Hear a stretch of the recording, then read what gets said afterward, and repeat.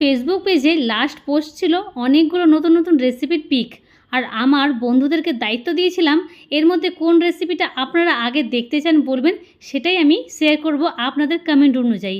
শ্রেতাদি বলেছে এই রেসিপিটা দেখতে চাই।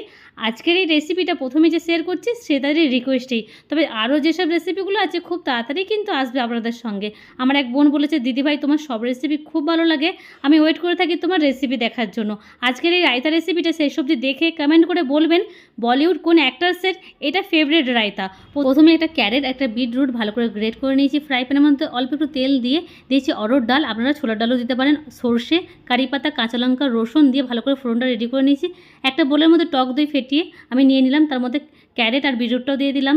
ফোড়নটা দিয়ে চাট মশলা, ধনে পাতা, অল্প একটু বিট নুন, সাদা নুন দিয়ে ভালো করে মিক্স করে নিয়েছি।